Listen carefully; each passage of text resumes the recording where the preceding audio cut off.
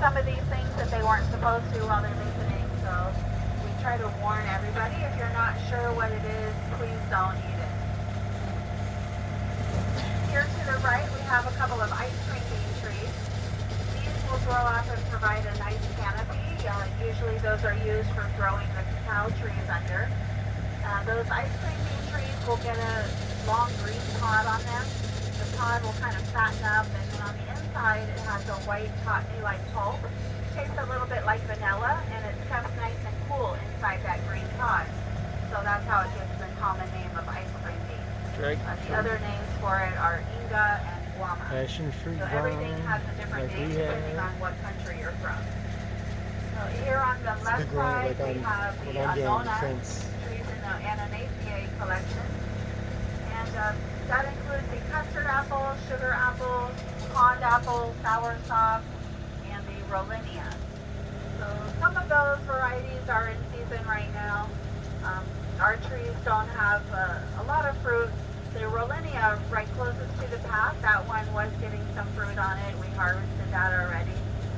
Most of those have a white, grainy flesh on the inside and pretty sweet, commonly used to make milkshakes. All of that family of fruits have seeds in them that are toxic. So if you're not sure about eating the seeds of a fruit, you should avoid them because some seeds are poisonous. Those Anona seeds actually contain a neurotoxin, and it'll make you very shaky if you were to chew up a bunch of them. On the right side here, we've got some passion fruit on the fence. The one on the fence will grow a yellow passion fruit. And then on this trellis there behind the fence, we have lots of new varieties of passion fruit. Some of those are getting fruit that turns purple. Passion fruit is something that you could grow from a cutting, and we do share cuttings and seeds with you if you're interested in something. You just need to ask us. The passion fruit will be ready to eat once it shrivels up. It'll get all wrinkled, and then you break it open and you eat the pulp that's around the seed. Also here off to the right in those planter boxes, we have our citrus collection. The citrus is being affected by a couple of diseases. So we pulled our citrus trees out of the ground here, and we got some new ones and put them in these boxes. Hopefully that will prevent or delay them from getting the citrus greening disease. And that disease causes the trees to slowly die. So we did have some unhealthy trees, but now we've got these new ones, and they produce really well. Citrus is in season in the winter time here. So right now there's still a few calamondins and kumquats hanging onto the tree. We've also got some different varieties of oranges, limes and lemons, tangerines, pomelos, and grapefruit over there. Most of these citrus trees are grown in the central to northern part of the state, and the orange juice that you buy at the store is most likely coming from oranges grown in California. Here on the right side, we've got some of our citrus relatives. The one with the green fruit on it is the bale fruit. Bale fruit has a really hard shell. When you crack it open, it's got a lot of seed and fiber on the inside, and you kind of just scrape a little bit of pulp out of there and eat that. In India, they will boil it down and make a candy out of it. Now we are headed into Africa. We've got African sausage trees here on both sides of the tram. That's the long brown fruit that's hanging. That is not really edible by people. Sometimes they will use it in Africa to help with fermentation, and they'll make a drink that's kind of like beer. They also use it to make a musical instrument. And sometimes the animals will eat it if they can't find anything really good to eat. So when you break the skin of the sausage fruit, it has a sap there that you can use as a liquid bandage. Well, on the right side here, we've got some African oil palms. Those will grow clusters of palm kernels, which are pressed for the orange-colored oil. And palm oil is used in cooking, and it's also added to a lot of the snack foods that we eat. Okay, so now we're starting to smell the Vanguard Nut. It's coming up here on the left side with all these little red flowers. It is one of the poisonous trees. I don't think that breathing that smell in is going to hurt you though. On the tree there are some pods that are turning red, and once the pod turns red, it will open up, and then it have nuts attached to the edges. And you can take the nuts out and cook them and eat them. So once the pod opens, it releases the gas, and then you cook the nuts to make them tasty. So there is a park in Africa where they have lots of those Vanguard Nut trees, and when they're all flowering like that, the smell is so strong that they had to close the park down.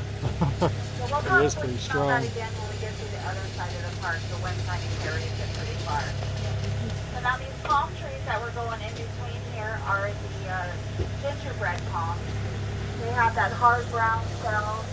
And, in Egypt they use it to make a drink. There's another one here on the left side.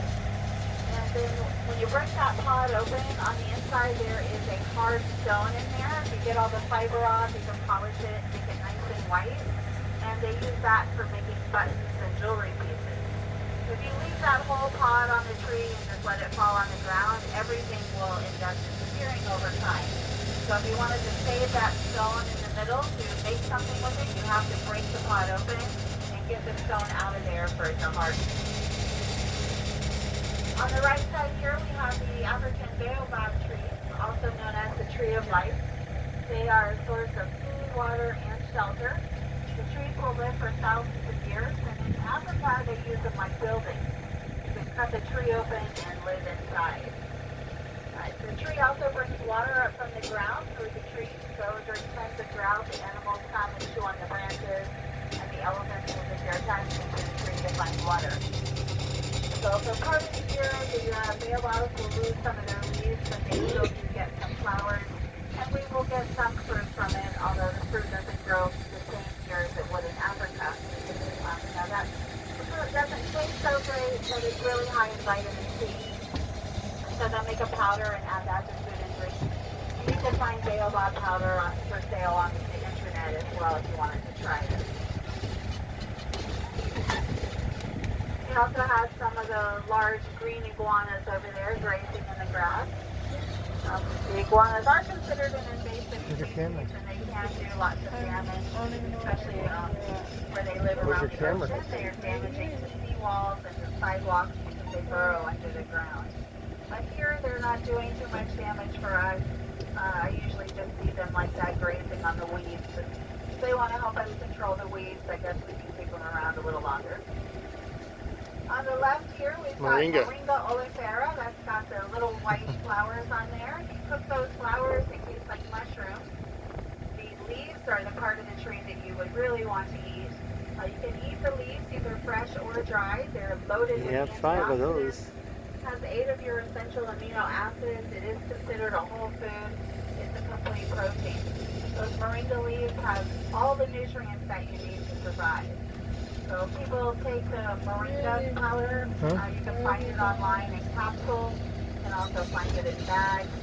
If you live where you can grow the moringa tree, it grows easily from a seed or from a cutting. And as it's growing, you just harvest your leaves, and you can use them fresh or dry them. I dry mine and make a powder with it in the blender, and then you can add that moringa powder to whatever you're cooking, or put it in your morning coffee or tea. It helps to reduce inflammation and lower blood pressure. Now we're going into tamarind trees. Tamarinds have the little brown pods. They're Worcestershire The sauce. pods are smaller on this variety of tamarind than on the ones we're going to see a little bit later. This one will have a sticky brown pulp on the inside that is a little bit sweet. Usually that brown pulp is a little bit tart, and so they roll it in sugar and make candies with it. It's also used to make drinks and used in chutneys and as a marinade for meat. Tamarind is originally from Africa, but it's used with many different cultures, and some people even cook with the tamarind leaf. The row of avocados here to your right, and then when we cross the road here, there's going to be more avocados on the left side.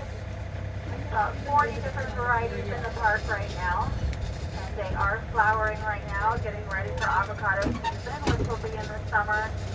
Some early varieties might be ready around May.